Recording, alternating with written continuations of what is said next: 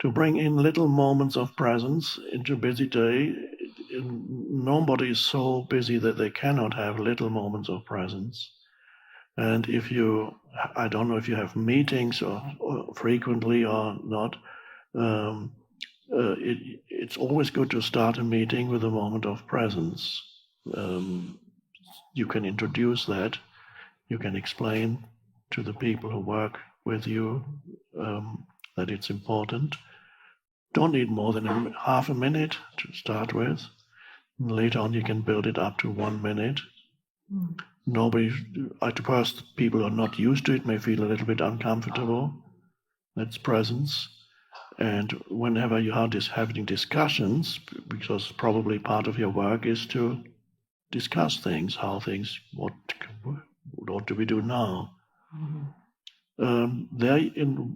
You can bring in presence by becoming aware of the background of alertness when you listen to others, because then you're accessing also a more creative part of your mind. Well, it's not your mind; it's deeper than your mind. You're accessing the deeper intelligence, and you'll come up with probably better answers and solutions. So you bring stillness into a discussion, not by saying to anybody, telling anybody that you're doing it. You don't need that. You just become aware of, let's put it like this, you become aware of your own alertness as you listen. There's an alert presence through which you're listening, and that is very intelligent. You're not preparing mentally anything. You're not immediately judging what a person is saying. That you give yourself a space, and there's a space of alertness. Sometimes people are too quick to react to what somebody else is saying, and they immediately say, "Oh, I don't think that's going to work," or, "Oh yeah, that's a great idea," but they haven't really given it any space.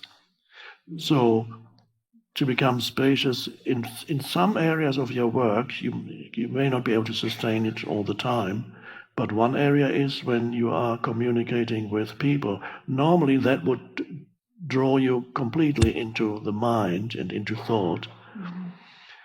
So you're accessing the higher intelligence that is within you, the deeper intelligence.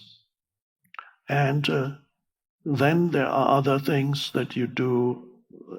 As you know, I often recommend when you get into your car, maybe you do that already, you just mentioned something about the car. When you close the door of your car, give yourself 30 seconds to just be present.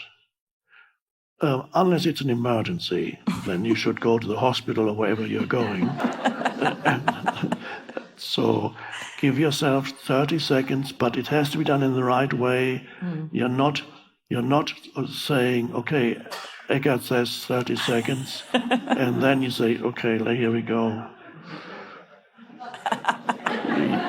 You're just straining to get out of the 30 seconds. So it has to be focused on your breath, for example, that helps, or the inner body, the awareness of the inner body, and practice the being. So you bring a little bit of being into the doing. Later, at some point later, the two will merge completely. And then there are other moments when you can probably, things that you do frequently every day, there you can bring in awareness so that it's not a means to an end. And perhaps create a little gap, so have a number of gaps during the day, during a busy day. You could say, for example, whenever you wash your hands in the bathroom, that can be an absolute presence and come to your senses, feel the water, smell the soap, and that can be a present moment. Whatever, you can probably make a list of things that you do every day. If there's a staircase somewhere in your building, then walking up and down the stairs can be a wonderful opportunity for being present at every step. so it's not a means to an end anymore. So I would suggest make a list of things that you do every day or very often, and use these as to bring in spaces. So you have these very brief practices of bringing in spaces, and then even while you're engaged in the doing, there too you can see if you can, as we mentioned, the discussions that you have, sense the presence that you are while you're listening. Be alert, that you're actually then much more alert than you were in a normal state. It increases your intelligence, and it's an intelligence that's deeper than the IQ intelligence. That's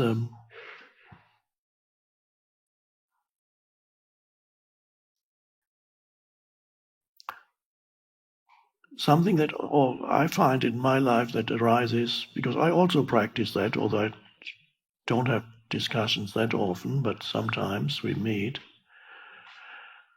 And this alert listening, out of that, what I find often comes is questions. You ask questions. One of the most creative ways of participating in a discussion group is to ask questions. Other people, when they say something, the light of your awareness shines on it. Then a question arises, and another question. This is in the creative process of finding solutions and answers. This is often overlooked, especially when you're very much identified with your mind. Then the mind has certain preconceived notions and opinions and positions, and it'll just repeat those. So when somebody comes forward with an idea that's totally new, if you're very much identified with your mind, it could happen that you say, "Oh, no, that's not going to work." But with this, you develop the ability to listen. And the true listening means you are alert and still. That's true listening. It's not the auditory aspect is a very small one. You're alert and still.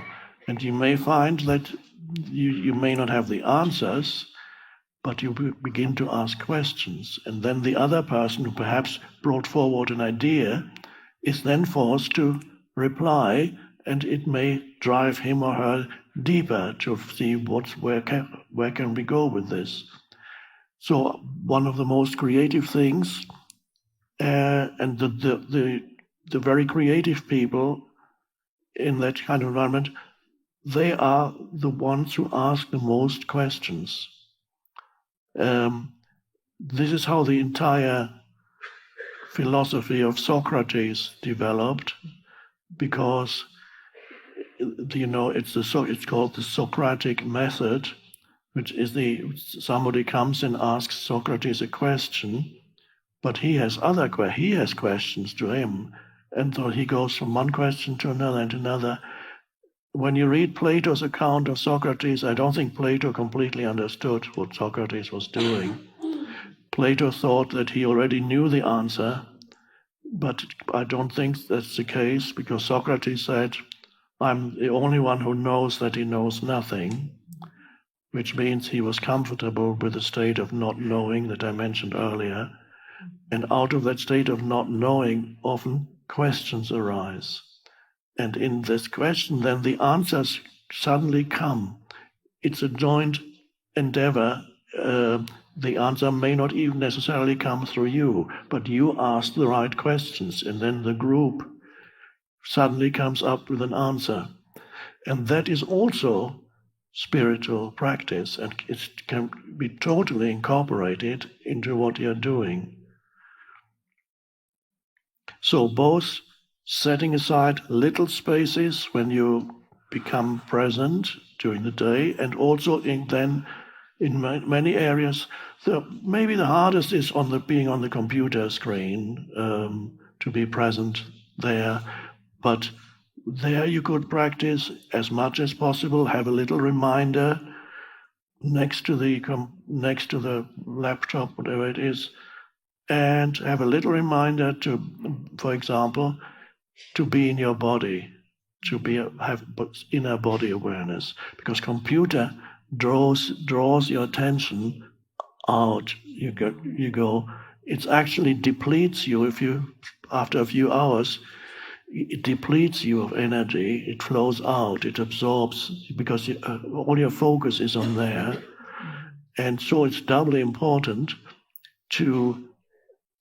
You may not sustain it continuously, but have a little reminder, so even while you are writing something or reading something, and this is something that you may not succeed immediately in this practice, but it is possible to be aware of your body, have some background awareness in the energy field of the inner body, and then you sit and you can still deal with whatever it is you're dealing with. Or because that is really, to be totally present affects the whole body. When you're present with your whole body. So that's something to do. Another thing where you lose energy, I notice it when you go into a place with this continuous stimulus for an exhibition hall or a big department store, and then you look. And then after half an hour, you're already depleted.